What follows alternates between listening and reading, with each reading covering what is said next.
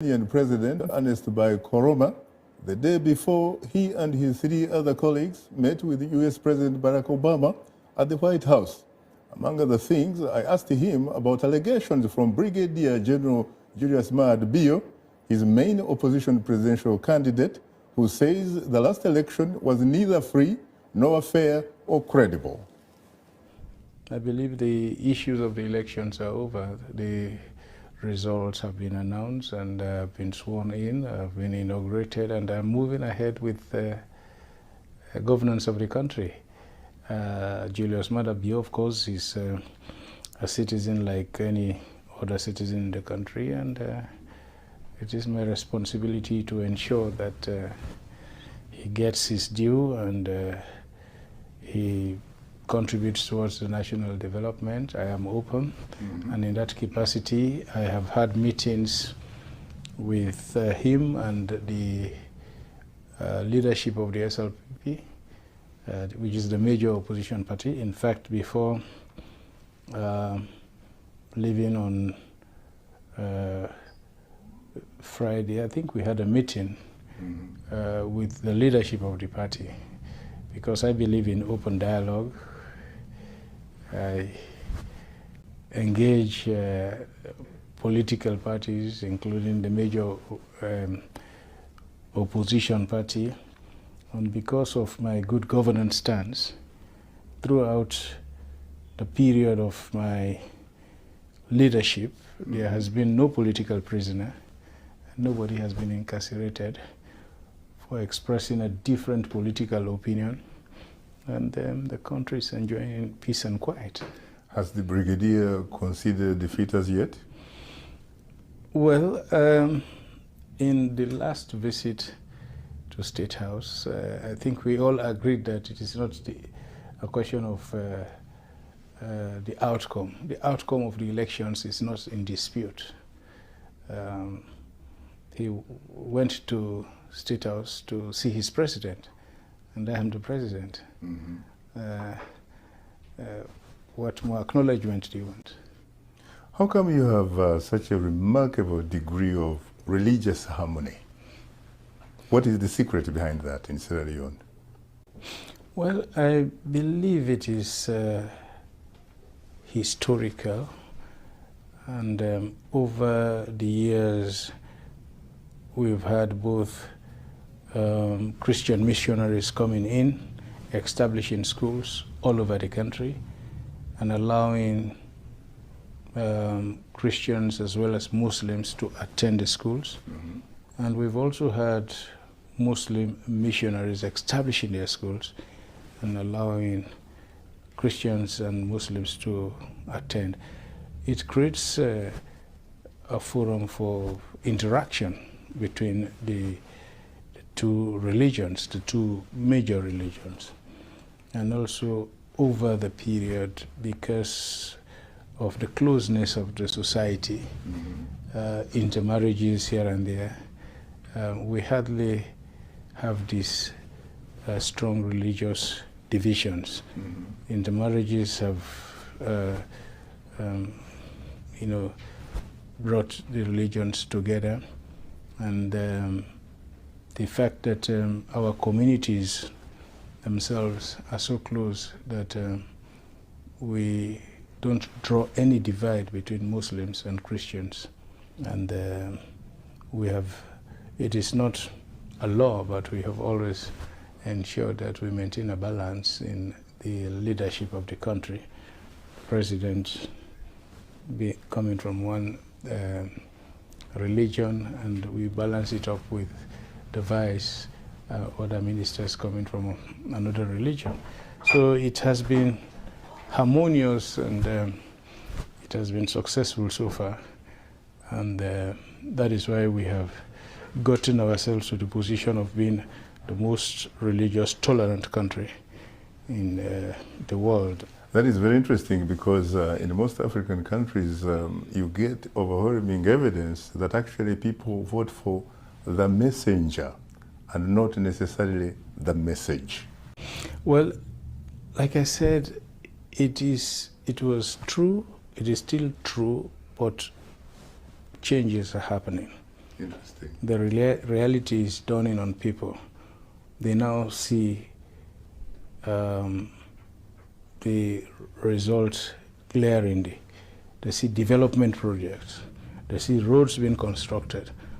They see the water supply being constructed, electricity, good health facilities. I think when you see all of this, I think there's always a reward for performance. And we will not get there easily, but the important thing is that there has been a shift and the mindset is changing, which is important. We should not compare ourselves now to what is happening to developed countries, because it has taken most of these democracies at least 200 years to get to where they are. And some of us attained independence just about 50 years back. I know we have difficulties, but slowly we'll get there. What would you say has been so far the single most important decision that you have made during your presidency? And what about the single most regrettable decision during the same period? Well, I need a single most important decision that you really feel you have made. No catalog, please. The decision to become president. Really? What about the single most regrettable one? I think I have no regrets for becoming the president. No, people of Sierra Leone have acknowledged that. The international community is acknowledging that. Now, President Nkrumah, what about corruption? There are some people who say that corruption in Sierra Leone is not an epidemic, but endemic. How do you react to that?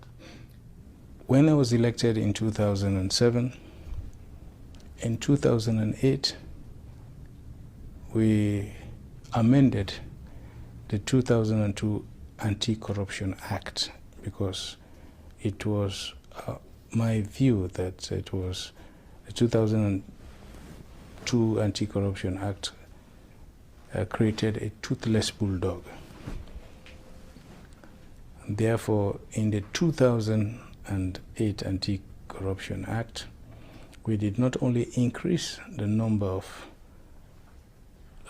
charges for corruption, but we also empowered the Anti-Corruption Commission